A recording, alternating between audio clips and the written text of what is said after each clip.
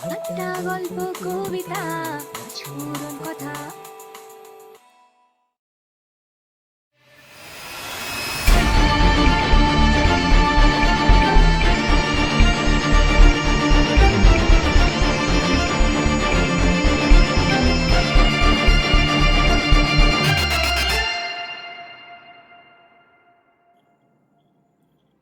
পাঁচফোড়ন কথায় আপনাকে স্বাগত। বাংলা সাহিত্যের জগতে হেমেন্দ্র কুমার রায় একটি অবিস্মরণীয় নাম। রহস্য, ভৌতিক, অভিযান, ঐতিহাসিক গল্পে ছিল তার অবাধ বিচরণ। সৃষ্টি করেছেন অনেক কালজয়ী চরিত্র। কুমার আর বিমল গেছে যক্ষের ধনের খোঁজে, আর রহস্য সমাধানের জন্য এসেছে জয়ন্ত আর মানিক। আজ এই জয়ন্ত আর মানিককে নিয়েই আমাদের গল্প। আজকের গল্প মানুষ পিশাচ। রচনা হেমেন্দ্র কুমার রায়। শুনতে থাকুন। আগের কথা। অমিয় আজ তার দুই অতিথি বন্ধুর সাথে পাখি শিকারে বেরিয়েছে। তার বোন শিলাও আবদার ধরে তাদের সঙ্গে এসেছে। ওকে, ওরা আবার কে? আপনার বোনকে ভূতে উড়িয়ে নিয়ে গিয়েছে। অমিবাবুর সঙ্গে আজই আমরা চট্টগ্রাম যাত্রা করব। যে জনশূন্য আলীনগর পায়ের দাগগুলো এই জমির ভিতরেই প্রবেশ করেছে। ওটা যে গোরস্থান বলে। 1 2 3 4 5 6 ছটা আলো। তার যা ভেবেছি তাই। ওই ওরা আক্রমণ করতে আসছে। তাদের বাড়ির ভেতরেই থাকার ব্যবস্থা করে দিলেন। হাজি নবাব আলী। ভিতরে নবাব নেই, সেই চৌকিদার কেবল ভয় পেয়ে মারা পড়েছে। চলুন আমরা তাদের পিছনে ছুটি। নবাব বোধহয় বুঝতে পেরেছে আমরা তার সঙ্গেই দেখা করতে যাচ্ছি। এই অগাধ সাগরে বসে পড়লেই ডুবে যাবো চললেন। একটা আলো নিভে গেল। চলো সবাই হুঁশিয়ার, গাছের ঢালে কালি অন্থনগুলো ঝুলছে। খেলা জমে উঠলো, কিন্তু এবার কেবল মেয়ে চুরি নয়, সঙ্গে সঙ্গে খুন। যে গলায় অত বড় ছেঁদা। তুমি আর আমি কাল রাত্রে থাকতে চুপি চুপি আলীনগরে যাত্রা করব। হয়তো এসব মেয়ে চুরির পিছনে অলৌকিক কোনো ব্যাপারই আছে। সামনে আলীনগরের ভাঙা বাড়িগুলোর এলোমেলো চূড়ো দেখা যাচ্ছে। গেল আবার সেই ছজোড়া পায়ের দাগ। মাংসে গড়া, মাটিতে পা মারিয়ে চলে। এই দাগগুলো সে সত্য প্রকাশ করছে। নদীর বালির বিছানা যেখানে শেষ হয়েছে, সেখানেও মাটি তাদের সঙ্গে যেন লুকোচুরি খেলা খেলছে। যে দুখানা মোটরে চড়ে তারা সেদিন আলীনগরে এসেছিল, তাদেরই ধ্বংসাবশেষ। এই আমরা সেই গোরস্থানের আরেক দিকে এসে পড়লাম। সেখানেই মস্ত ছায়া মেলে দাঁড়িয়ে আছে এক প্রকাণ্ড অট্টালিকা। পা টিপে টিপে বাড়ির ভিতর প্রবেশ করলে আগে একতলার সব ঘরে একবার করে খুঁটি মেরে আসি, তারপর দোতলা, তারপর তেতলা। দরজার বাইরে থেকে শিকল তোলা ছিল। পাশাপাশি শুয়ে আছে 6টা মানুষের মূর্তি। মানিক, এগুলো মরা। দ্রুত হলো নবাবের সুদীর্ঘ মূর্তি। মানিক, ওকে কিছুতেই পালাতে দেওয়া যাবে না। প্রাণ যায় তাও। দেহের নিচের দিকে গুলি করো মানিক, লাফ মারলে আর ওকে পাবো না। ওরে আয়, ওরে আয়। সমতালে পা ফেলে কারা চলেছে। তার কপালে সেই বুলেটের দাগ। প্রশ্বাসে নদীর পথে ছুটল।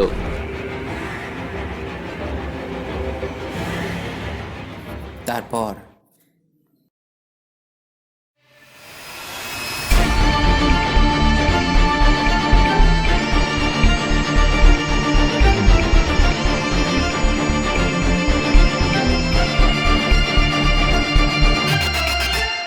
আজ পঞ্চম ও শেষ পর্ব। ভারীর সবাই ভেবেই অস্থির। সকালবেলায় ঘুম থেকে উঠে সকলে যখন জয়ন্ত মানিকের দেখা পেল না, তখন মনে করলে তারা কোথাও বেড়াতে গিয়েছে, যথাসময়ে ফিরবে। কিন্তু যথাসময়ে উত্তীর্ণ হয়ে গেল। কোথায় জয়ন্ত আর কোথায় মানিক? সুন্দরবাবু মত প্রকাশ করলেন। ও দু ছোকরায় অত্যন্ত বার ফটকা। এত যে সাতঘাটে জল খেয়ে মরিস, তবু কি বেড়াবার শখ মিটলো না? আর এই পোড়া দেশে দেখবার আছেটা কি? একটু বেশি বেলা করেই সেদিন দুপুরের খাওয়া শেষ করা হলো, তবু তাদের দেখা নেই। বৈকালে চা পানের সময় এলো। অমিয় একবার জয়ন্ত মানিকের মোটঘাট নাড়াচড়া করে বললে, জয়ন্তবাবু আর মানিকবাবু অস্ত্রশস্ত্র নিয়ে বেরিয়েছেন দেখছি। তাদের রসদের ব্যাগ দুটো নেই। তবে কি তারা আলীনগরে গিয়েছেন? সুন্দরবাবু আঁতকে উঠে বললেন, হ্যাঁ, বলো কি? সে জমালয় যেখানে জমদূতেরা হানা দিয়ে ফিরছে, সেখানে তারা দুটো প্রাণী গিয়ে কি করতে পারবে? পরে সুনিশ্চিত বললে, অমিয় বোধ করি ঠিকই আন্দাজ করেছে, নইলে এতক্ষণে তারা ফিরে আসতেন। সুন্দরবাবু হতাশ মাথা নেড়ে বললেন, তাদের ফেরার আশা ছেড়ে দাও, আর তারা ফিরছে না। এই বলে তিনি বিছানায় গিয়ে শুয়ে পড়লেন, কারোর সাথে আর একটি কথাও কইলেন না। সন্ধে এলো, রাত এলো, সকলেরই মন খারাপ। মোহাম্মদ, আমিও, নিশ্চিত পরেশ টেবিলের ধারে বসে চুপি চুপি পরামর্শ করছেন। সুন্দরবাবু লেপ মুড়ি দিয়ে সেই একইভাবে পড়ে আছেন। রাত্রের খাবার সাজিয়ে দেয়া হলো। অমিয় ডেকে বললে, উঠুন সুন্দরবাবু, খাবেন আসুন। সুন্দরবাবু বললেন, আমি খাবো না। জয়ন্ত আর মানিক বেঁচে নেই, আমার মন কেমন করছে, আমার গলা দিয়ে খাবার নামবে না। তার গলা ধরা ধরা, বোধহয় কাঁদছেন।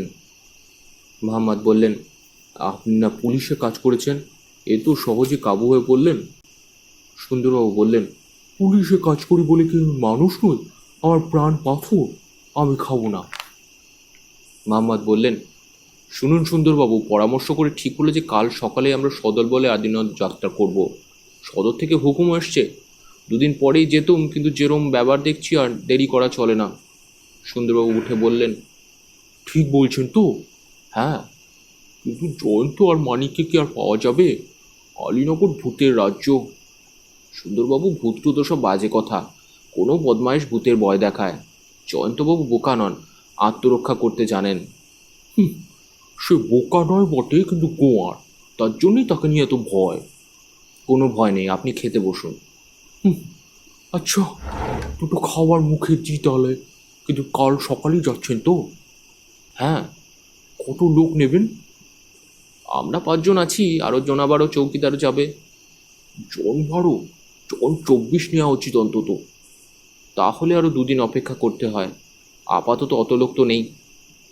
না না, অপেক্ষা নয়, ও জন 12তেই হবে। আহারাদির পরে আরও খানিকক্ষণ পরামর্শ চলল। তারপর রাত 12টা বাজলো দেখে মোহাম্মদ উঠে দাঁড়ালেন। ঠিক সেই সময় ফাঁড়ির দরজায় একটা মোটর সশব্দে এসে দাঁড়ালো। মোহাম্মদ বিরক্ত স্বরে বললেন, এত রাত্রে আবার কে কেস নিয়ে জ্বালাতে এলো? সিঁড়িতে পায়ের শব্দ শোনা গেল, 2 জনের পায়ের শব্দ। সুন্দরবাবু তার বিপুল হুড়ির ভার ভুলে শূন্যে 1 লাফ মারলেন, মহা উল্লাসে বলে উঠলেন, ও পায়ের শব্দ আমি চিনি, জয়ন্ত আর মানিক আসছে। তারাই বটে, গায়ে কাপড়ে চোপড়ে ধুলো আর কাদা, মাথার চুল উস্কো খুস্কো, কিন্তু মনে প্রচণ্ড উৎসাহে ঔজ্জ্বল্যে মুখে পড়েছে। সুন্দরবাবু একসঙ্গে তাদের 2 জনকে চেপে ধরে বললেন, আহ, বাঁচলুম, কি ভাবনাটাই না হয়েছিল। মোহাম্মদ বললেন, কোথায় ছিলেন আপনারা? কাল সকালে আপনাদের খুঁজতে যাচ্ছিলাম আলীনগরে আমরা। জয়ন্ত একখানা চেয়ারের ওপর বসে পড়ে বলল, কাল সকালে? না, নবাবকে যদি ধরতে চান এখনই চলুন। তার মানে? নবাবের আড্ডা আমরা আবিষ্কার করেছি। মানিক 2 গুলিতে তার 2 পা খোড়া করে দিয়েছে, এমনকি নবাবের হাতেও আমরা হাতকড়াও পরিয়ে এসেছি। দেরি করলে সে হয়তো সরে পড়বে। মোহাম্মদ বললেন, এতই যখন করেছেন তখন দয়া করে নবাবকে ধরে আনলেন না কেন? ধরে আনলুম না কেন বলে জয়ন্ত থেমে গেল। তার চোখের সামনে ফুটে উঠল প্রায় অন্ধকার গৃহতলে শায়িত সেই 6টা মৃতদেহ। নিরালা নীরব নির্জন অট্টালিকার ধাপে ধাপে সেই ধূপ ধূপ ধূপ ধূপ করে জ্যান্ত মরার অলৌকিক পদশব্দ আবার যেন সে শুনতে পেল সকর্ণে। থেমে থেমে বললে, মোহাম্মদ সাহেব, বলতে পারেন মরা কখনো বাঁচে? মরা? হ্যাঁ, 6টা মরা আমাদের আক্রমণ করতে এসেছিল, তাই নবাবকে আনতে পারিনি, পালিয়ে আসতে বাধ্য হয়েছি। কি বলছেন? মানিককে জিজ্ঞেস করুন, আমি খালি পায়ের শব্দ পেয়েছি, মানিক স্বচক্ষে দেখেছে। অমিয়, নিশ্চিত আর পরেশও একসঙ্গে বলে উঠল, আমরাও তাদের দেখেছি, আমরা দেখেছি। সুন্দরবাবু বললেন, আমার কথাই সত্যি হলো তাহলে। কাঙালের কষা বাসি হলে টেকে। মানিকবাবু বললেন, আপনি কাঙাল নন সুন্দরবাবু, 300 টাকা মাইনে পান। সুন্দরবাবু রেগে বললেন, ঠাট্টা করো না মানিক, ঠাট্টা করো না, এখন ঠাট্টা আমার ভালো লাগছে না। মোহাম্মদ মাথা নেড়ে বললেন, এর ভিতরে নিশ্চয়ই কোনো কারসাজি আছে। মরা আক্রমণ করে? অসম্ভব।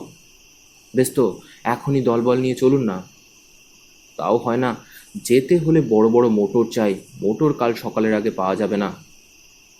জয়ন্ত নাচারভাবে বললে, তাহলে কাল সকাল অবধি অপেক্ষা করি, কি আর করব। পরিত্যক্ত আলীনগরের প্রাচীন পথ ধরে দুখানা সাধারণ মোটর গাড়ি আর একটা মোটর বাস অগ্রসর হচ্ছে। জয়ন্ত, মানিক ও সুন্দরবাবু একখানা 2 সিটারে। জয়ন্ত নিজেই তার চালক। তার পরের গাড়িতে আছে মোহাম্মদ, অমিয়, নিশিত, পরেশ। বাসে আছে 12 জন চৌকিদার ড্রাইভারকে নিয়ে মোট 21 জন লোক। জয়ন্তর মতে 21 জনই যথেষ্ট। সুন্দরবাবু খুঁতখুত করে বললেন, মোটেই যথেষ্ট নয়।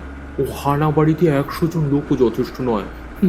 একটা ভূত দেখা দিলে 100 জনের একজনও আর দেখতে পাওয়া যাবে না। আর এখানে একটা নয়, ভূত আছে নাকি 6-6টা। বাপরে! মানিক বললে, একজনেরও দেখা পাওয়া যাবে না? তাহলে আপনিও কি পালাবেন? পালাবো না তো কি হে ছোকরা, নিশ্চয়ই পালাবো। আমি হচ্ছি পুলিশ, ভূতের রোজা নয়। ভূত দেখলে পালাবো না তো কি দাঁড়িয়ে থাকবো? তবে আপনি এলেন কেন? সেই 6টা লোক তো ভূত নাও হতে পারে। হয়তো তোমাদের ছেলে মানুষকে কেউ মিথ্যে ভয় দেখিয়েছে। বিশেষত এটা দিনে দুপুর। কে না জানে দিন দুপুরে ভূত একটা বড় দেখা দেয় না। মানিক মুখ টিপে হেসে বললে, কেন সুন্দরবাবু, আপনি প্রাচীন শাস্ত্রবাক্য শোনেননি? কি শাস্ত্রবাক্য? ঠিক দুপুরবেলা ভূতে মারে ঢেলা। আবার ঠাট্টা হচ্ছে। গাড়িগুলো গোরস্থানে এসে উপস্থিত হলো। জয়ন্ত চেঁচিয়ে বললে, এখানেই সকলকে নামতে হবে। সকলে একে একে গাড়ি থেকে নেমে পড়ল। একসঙ্গে এত লোকের ভিড় হতভাগ্য আলীনগর অনেক কাল দেখেনি। পথের ওপর শুয়ে একটা গোখরো সাপ নিশ্চিন্ত মনে কুণ্ডলি পাকিয়ে রোদ পোহাচ্ছিল। সে তাড়াতাড়ি ফোঁস করে ফনা তুলে উঠেই কালো বিদ্যুতের মতো চকিতে একখানা পাথরের আড়ালে গিয়ে আশ্রয় গ্রহণ করলে। চারিদিকে তাকিয়ে মোহাম্মদ বললে, এমন জায়গা কখনো দেখিনি। নগর বললে লোকের মনে জেগে ওঠে জনতার দৃশ্য, কিন্তু জনতাহীন জলশূন্য সাগর। চারিদিকে খালি ভাঙা বাড়ি আর ঘুঘুর কান্না। দিনের বেলাতেই এখানে বুকের কাজটা ছ্যাঁত ছ্যাঁত করে ওঠে। এখানে একলা এলে রজ্জুতে সর্পভ্রম হওয়াই স্বাভাবিক। জয়ন্ত অল্প হেসে বললে, আপনি বোধহয় ভাবছেন আমরাও রজ্জুতে সর্পভ্রম করেছি, কিন্তু এইটাই আপনার ভ্রম। এই পথে আসুন। গোরস্থানের ভিতর দিয়ে চলতে চলতে মোহাম্মদ বললেন, কিন্তু কিছু একটা গোলমাল তো আছেই। আপনারা যা দেখেছেন তা ভূতের চেয়েও আশ্চর্য। জ্যান্ত মরার কল্পনা আমি করতে পারছি না। মানিক বললে, তারা যদি এখানে থাকে আপনিও সচক্ষে দেখতে পাবেন। জয়ন্ত বললে, অনেক বাজে সময় নষ্ট হয়েছে। তারা কি আর এখানে আছে? সেই বিশাল অট্টালিকার বিবর্ণ উচ্চ চূড়া চতুর্দিকে ধ্বংসস্তূপের মধ্যে অনেক দূর থেকেই দৃষ্টি আকর্ষণ করে। সকলে সেই বাড়ির দিকে যত এগিয়ে যাচ্ছে সুন্দরবাবু একটু একটু করে ততই পিছিয়ে পড়ছেন। ক্রমে তিনি চৌকিদারদের দলে গিয়ে ভিড়লেন। তার যুক্তি হচ্ছে, পিছিয়ে থাকলে ভূতের আবির্ভাব হলে সর্বাগ্রে তিনিই দৌড়াতে পারবেন। মোহাম্মদ বললেন, অত বড় বাড়ি ঘেরাও করতে 100 জন লোকের দরকার। জয়ন্ত বলল, বাড়ি ঘেরাও করে যখন কোনো লাভ নেই তখন ভিতরের উঠোনে চৌকিদাররা অপেক্ষা করুক, আমরা ডাকলেই তারা যেন ছুটে আসে। সুন্দরবাবু মনে বলে বললেন, তারা ছুটে আসবে বটে, ছুটে আসবে না ছুটে পালাবে। ভূতের সাথে লড়বেই তালপাতার সেবাইরা। সকলে বাড়ির ভেতর প্রবেশ করলে। এতগুলো জুতোর শব্দে অট্টালিকাবাসী নির্জনতা যেন চমকে উঠল সবিস্ময়ে। জয়ন্ত মনে মনে ভাবল, নবাব যদি এখনো এখানে থাকে তাহলে এই পায়ের শব্দগুলো সে শুনতে পেয়েছে নিশ্চয়ই। আর সেই জ্যান্ত মরাগুলো, তারাও কি এখন উৎকর্ণ হয়ে তালে তালে পা ফেলে আক্রমণ করতে আসার জন্য অপেক্ষা করছে না? সুন্দরবাবু মনে মনে ভাবছেন, এবারে তো কাঁচার ভিতর ইঁদুরের মতো বাড়ির ভেতরে বন্দি হলুম। কোন দিক থেকে ভূত এলে কোন দিকে পালানো উচিত কিছুই তো বোঝা যাচ্ছে না। চৌকিদারদের সঙ্গে থেকে কোনো লাভ হবে না, এদের সাথে বন্দুক নেই। এইসব ভেবে তিনি দৌড়ে মোহাম্মদের সঙ্গ নিলেন। জয়ন্ত সর্বাগ্রে একতলা দালানের সেই কোণের ঘরে ঢুকল। চারিদিকে তাকিয়ে ঘাড় নেড়ে হতাশভাবে বললে, তারা এখানে নেই। সুন্দরবাবু স্বস্তির নিঃশ্বাস ফেললেন। তারা নেই, বাঁচা গেছে, অপদ বিদে হয়েছে। মোহাম্মদ বললেন, আপনি ঘর ভুল করেন তো? জয়ন্ত বললে, না, ওই দেখুন। বলে সেই টর্চ টিপে মেঝের ওপর আলো ফেললে। মেঝের ওপর পুলু ধুলো, আর ধুলোর ওপরে পাশাপাশি 6টা দেহের পরিষ্কার ছাপ। মানিক বললে, এই ঘরে মরাগুলো ছিল ঠিক মরারই মতো। আমরা গায়ে হাত দিয়ে দেখেছি, নাকে হাত দিয়ে দেখেছি। মোহাম্মদ খালি বললেন, আশ্চর্য। সুন্দরবাবু সকলের পিছন থেকে উঁকি মেরে দেহের ছাপগুলো একবার দেখেই শিউরে উঠে বললেন, আমার নাকে পচা মরার গন্ধ আসছে। মানিক বললে, সত্যি সত্যি সেদিন এখানে পচা মরা গন্ধ ছিল? মোহাম্মদ বললে, সুন্দরবাবুর ঘ্রাণ শক্তি বেশি, আমি কোনো গন্ধ পাচ্ছি না। জয়ন্ত বললে, চৌকিদারদের উঠোনের সব ঘর খুঁজতে বলুন, ততক্ষণে আমরা উপরটা ঘুরে আসি। বোধহয় মিথ্যে ঘোরাঘুরি, শিকার পালিয়েছে। আমরা যে আবার আসবো নবাব সেটা আন্দাজ করতে পেরেছে, সে বোকা নয়। দোতলার দালানের কোলে শুয়েছিল সেই কালো বিড়ালটা। লোক দেখেই ম্যাও বলে আপত্তি জানিয়ে লেজ তুলে দৌড় মারলে। মোহাম্মদ বললে, থানা বাড়ির সব লক্ষণ এখানে আছে দেখছি। মানিক বললে, হ্যাঁ, কেবল কালো বিড়াল নয়, কড়িকাঠির দিকে তাকিয়ে দেখুন, দলে দলে কালো বাদুড়ও ঝুলছে, যেন আধারে তৈরি অতিকায় প্রজাপতি।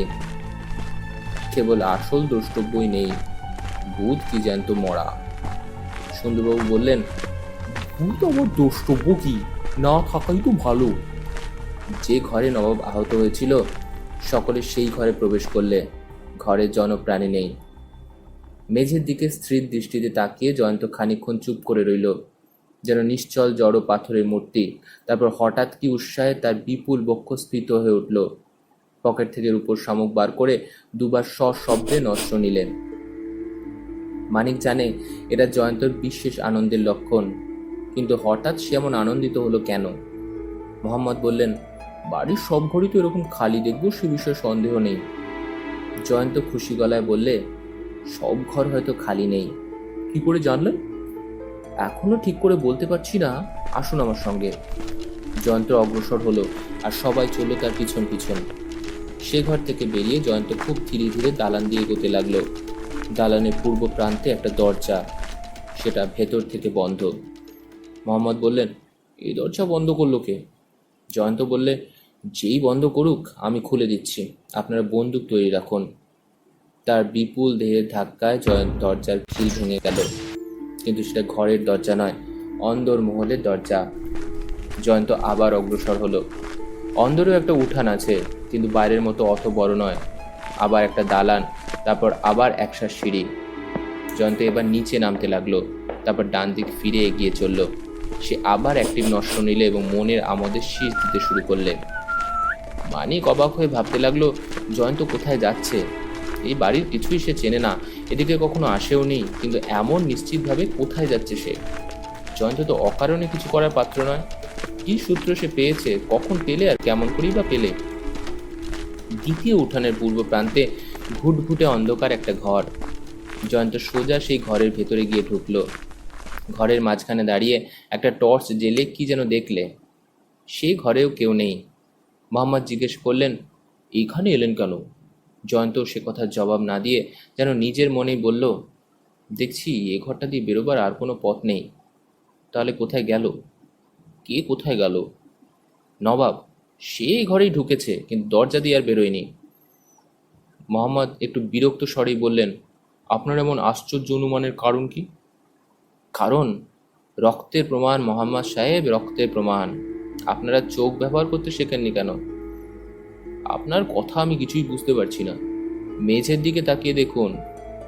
মানিক সবিস্ময়ে দেখলে গৃহতলে একটা সুদীর্ঘ কালো রেখা। ঘর থেকে মুখ বাড়িয়েও দেখলে সে রেখা দালান দিয়ে সমান চলে গেছে। রক্ত জমাট বাঁধলে কালো দেখায়, এত বড় একটা সূত্র তার চোখে পড়েনি দেখে সে রীতিমতো লজ্জা অনুভব করলে। জয়ন্ত বললে, মোহাম্মদ সাহেব, শুনেছেন তো মানিকের রিভলভারের গুলিতে কাল নবাবের উড়ুয়ার পা জখম হয়েছিল। নবাব যেখান দিয়ে গেছে কিংবা তাকে যেখান দিয়ে নিয়ে যাওয়া হয়েছে, সারা পথেই রক্ত ঝরে ঝরে পড়েছে। সেই রক্তের রেখা অনুসরণ করেই উপরের ঘর থেকে আমি এখানে এসে পৌঁছেছি। এখন বুঝতে পারলেন?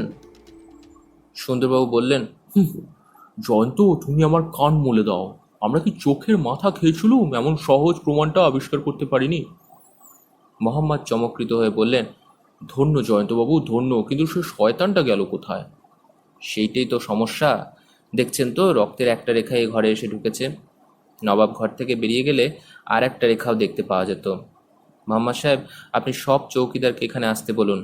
আমি ততক্ষণে নবাবকে পুনরাবিষ্কার করার চেষ্টা করি। মোহাম্মদ বাইরে গিয়ে বার দিনেক বাঁশি বাজাতেই চৌকিদারদের দ্রুত পদশব্দ শোনা গেল।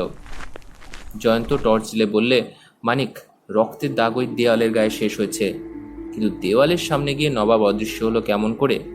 সে তো আর হাওয়ায় মিলিয়ে যেতে পারে না। হয়েছে, ওই দেখো দেয়ালের গায়ে দুটো কড়া। এসব সেকেলে পুরোনো বাড়িতে প্রায় গুপ্তধার থাকে। মানিক, কড়া দুটো ধরে জোরে টান মারো তো। মানিক তাই করলে খুব সহজেই দেয়ালের খানিকটা অংশ হর করে দরজার মতো খুলে এলো। ভিতরে একটা পথ। জয়ন্ত বললে, সবাই রিভলভার নাও। 6 জন চৌকিদার গুপ্তদ্বারের সামনে পাহারা দিক, আর 6 জন আমাদের সঙ্গে আসুক। পথটা গিয়ে আর একটা দরজার সামনে শেষ হয়েছে। দরজার সঙ্গে আর একবার জয়ন্তর শক্তি পরীক্ষা শুরু হলো, কিন্তু এ দরজা জয়ন্তর প্রবল আক্রমণ 3বার ব্যর্থ করলে।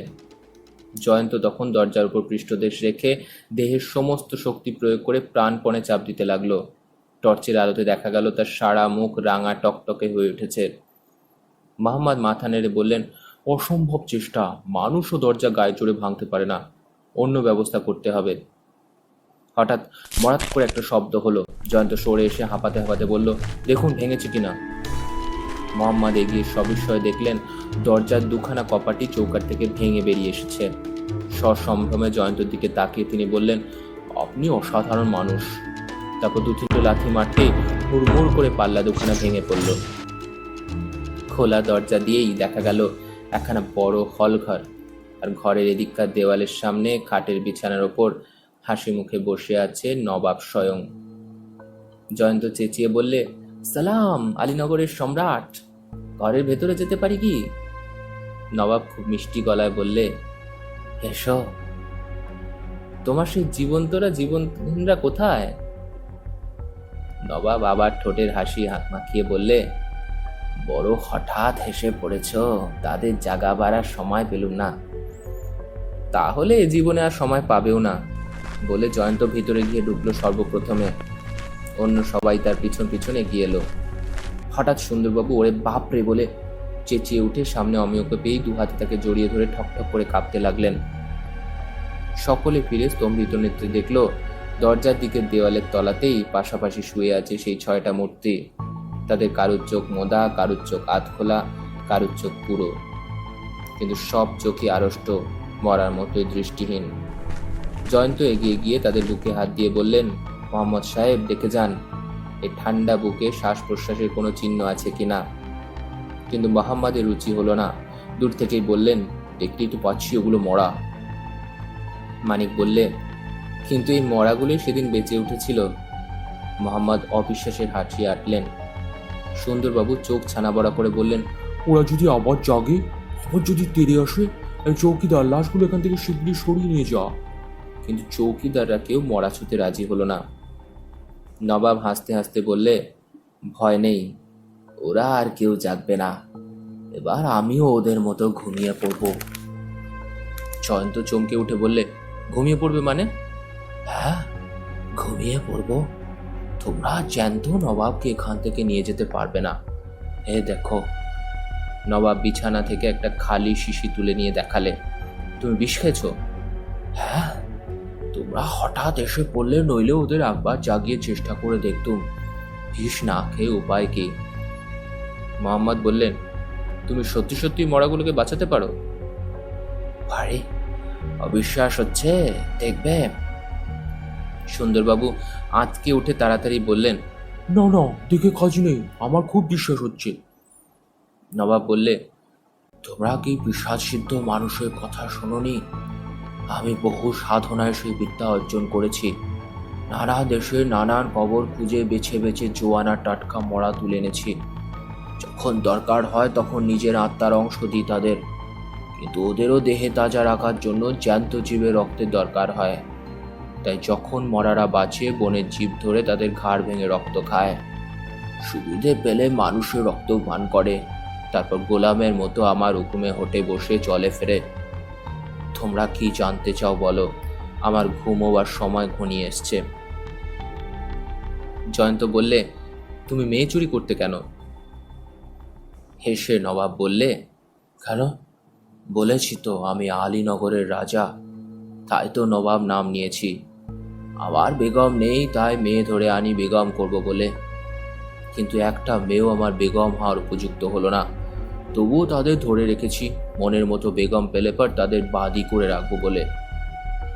অমিয় ব্যাকুল কণ্ঠে বলে উঠল, কোথায় আমার বোনকে লুকিয়ে রেখেছিস? পাশের ঘরে গিয়ে দেখো গে। অমিয় নিশ্চিত একদিক সঙ্গে বলে উঠল, কোন দিক দিয়ে যাব? ওই দরজা দিয়ে। পশ্চিমের দিকে একটা দরজা, সেটা ঠেলতেই খুলে গেল। সেদিকেও একটা পথ রয়েছে। তারা তিনজনে ভেতরে ঢুকে চেঁচিয়ে ডাকলে, শিলা, শিলা! কে ক্ষীণ কাতর কণ্ঠে সাড়া দিলে, দাদা, দাদা।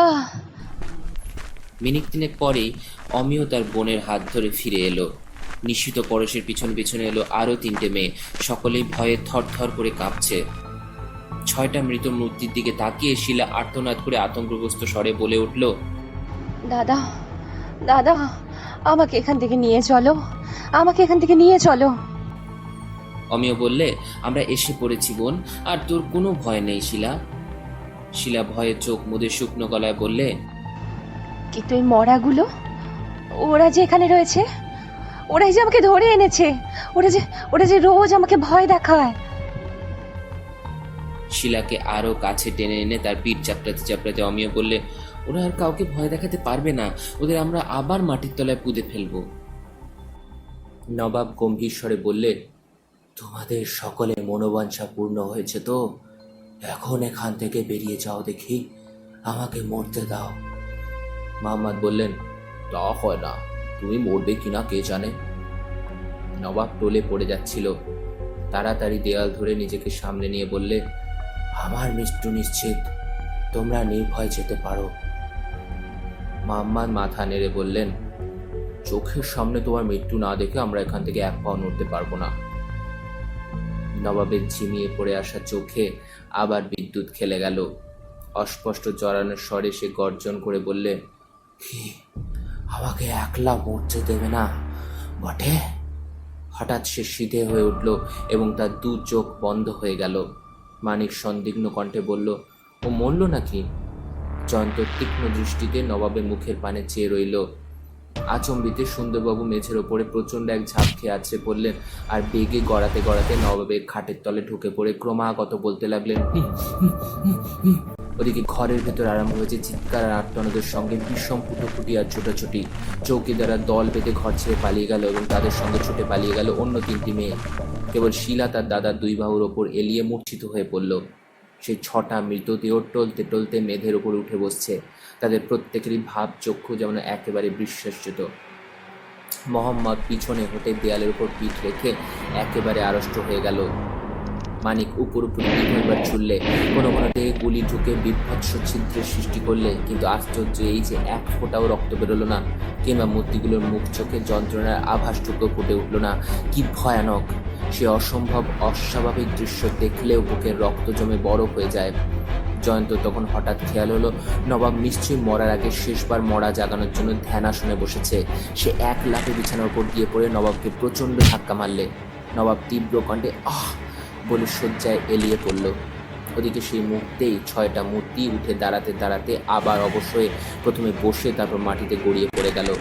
তারপর তারা যে মরা সেই মরা। জয়ন্ত হেঁট হয়ে নবাবের বুকে হাত দিলে, তার বুক স্থির।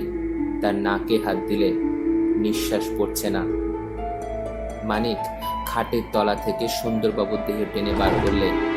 তিনি তখন আর হু হু বলছেন না, একেবারে অজ্ঞান।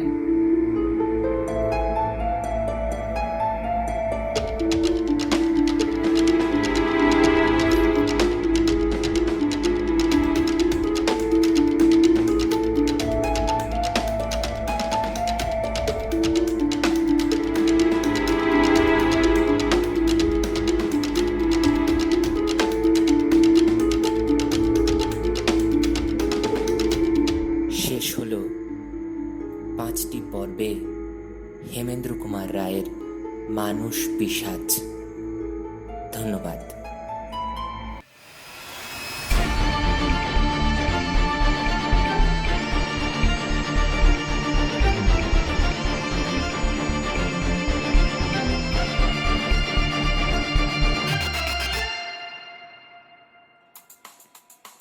ঠাট্টা গল্প কবিতা স্ফুরণ কথা